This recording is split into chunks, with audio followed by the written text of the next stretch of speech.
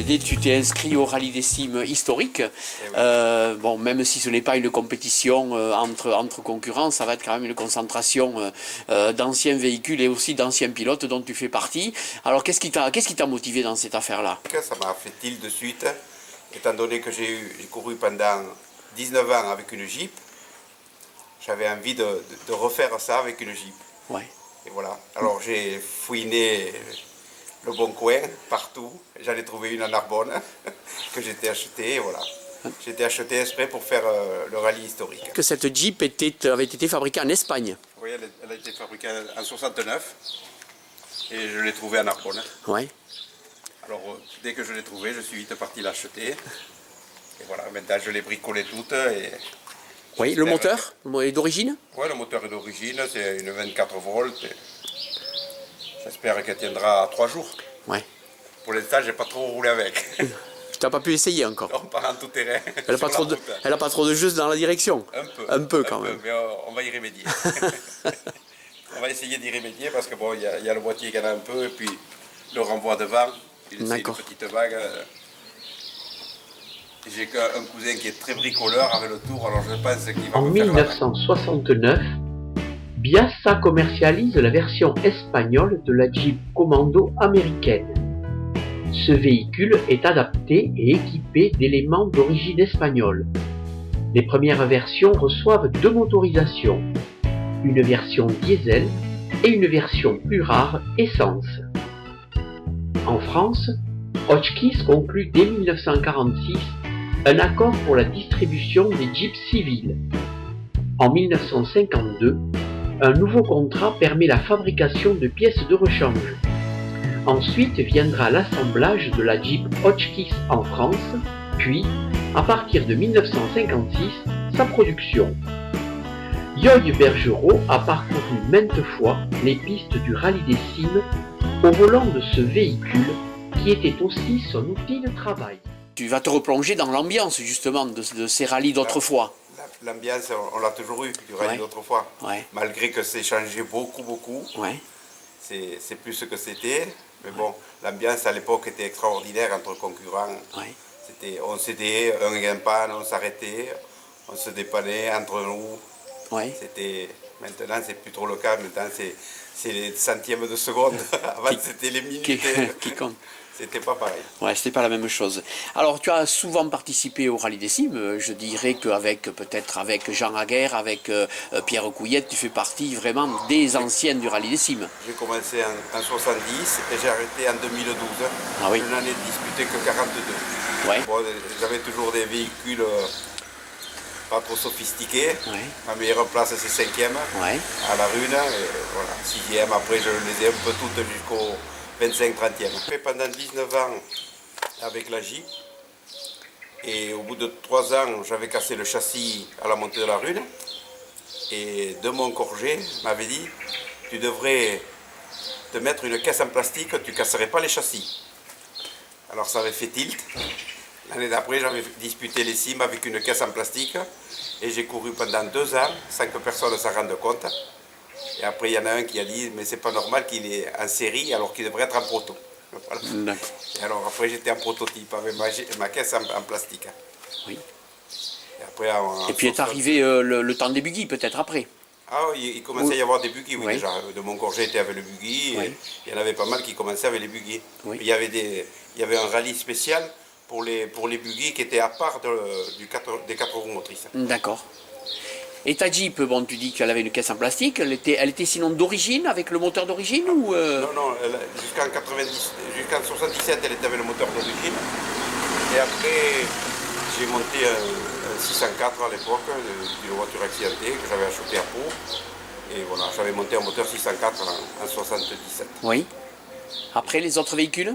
Et après, j'ai acheté une Delahaye, parce que la Delahaye avait les 4 roues indépendantes.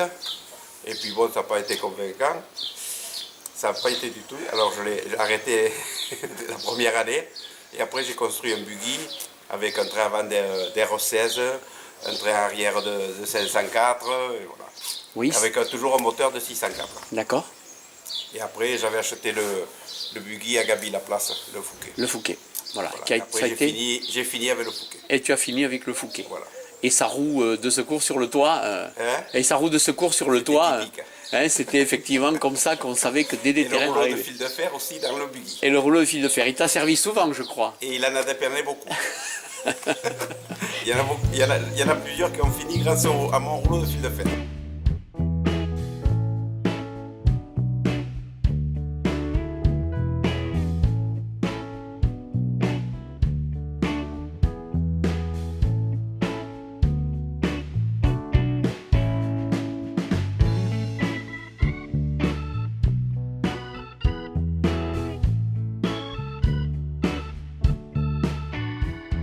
Pierre Gouillette m'a dit, la Jeep c'est quand même l'âme du rallye des cimes. Ah, oui. Mais cette Jeep elle a aussi évolué parce qu'on est parti, les premiers rallyes des cimes se faisaient avec des Jeeps de série et puis petit à petit elle s'est prêtée à des évolutions quand même, la Jeep elle-même. J'ai commencé déjà en 70, moi j'avais une Jeep d'origine que j'avais achetée à M. Cousins de Lick. Et il y avait déjà des véhicules, le Grand avait le BM, Arnaud aussi il avait un gros moteur, le pauvre Arnaud Boucher. Oui. Et voilà. Ouais. Donc les premières modifications, ça a été de changer les moteurs, trouver des moteurs un peu plus puissants. Ils ont monté des forts, des V6 forts de suite. Oui. La plupart ont monté des V6 forts. Oui. Et ce sont des adaptations faciles à faire sur une Jeep ou non? Oui, il faut faire une entretoise, oui c'est assez facile, oui. D'accord. Parce que c'est simple une Jeep. Ouais.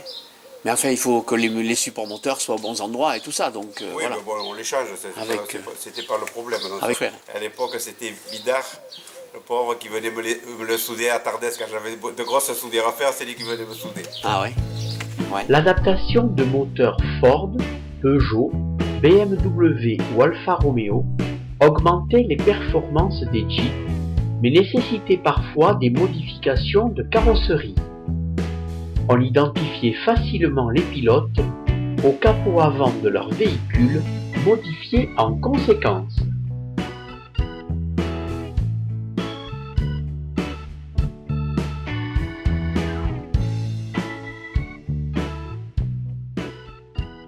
Le rallye a beaucoup évolué. Surtout les voitures. Oui. Et pour que les voitures évoluent, ils ont changé beaucoup les pistes aussi. Oui. Ça, on ne passe plus dans les endroits où on passait à l'époque. Le terrain a changé, les pistes se sont adaptées aux buggy qui vont beaucoup plus vite maintenant et tout. Oui. Ça, on atteint quand même des vitesses quand même assez faramineuses dans certaines portions quand même. S'ils montaient teinture depuis le bas de chez la pisciculture payenne, ils ne taperaient pas du 160. Oui, voilà. Mais bon, sûr. Maintenant, les rallyes, c'est plus au-dessus de 100 qu'au-dessous de 50, comme on avait autrefois. Oui, il y a des moyennes effectivement assez importantes. Oui. Et comment vois-tu l'avenir du rallye tout-terrain? Parce qu'il y a quand même certaines difficultés à l'organiser, puis même pour les concurrents, il y a quand même, je pense notamment aux débutants, il y a quand même des contraintes assez importantes maintenant au niveau des rallyes. Puis pour l'organisation, déjà, ça devient de plus en plus difficile, avec les normes qu'on leur exige, en tout point de vue de sécurité, les passages dans les points d'eau, tout ça. On leur exige beaucoup de contraintes qui n'étaient pas avant. Oui. Alors sûr que déjà pour eux, c'est un gros handicap. Oui. Et pour les concurrents Et après pour les concurrents aussi. Ils ont tous des véhicules maintenant super sophistiqués, qui coûtent de plus en plus cher. Oui. Et alors... Et les normes ont beaucoup évolué aussi, toutes les normes de sécurité. À tout point de vue. Oui. Alors il faut un véhicule vraiment au top. Oui, oui. Mais bon. Voilà. Là, je vois que la vieille Jeep d'autrefois. Je vois que tu n'as pas de ceinture de sécurité, pourtant je pense qu'il te les faut. Je vais les mettre. Il te les faut pour le rallye historique là. Je vais les mettre. Ah oui. Ouais, je vais mettre des harnais. C'est important. Des harnais qui n'étaient plus homologués pour le buggy. Ouais, voilà. Qui vont servir là.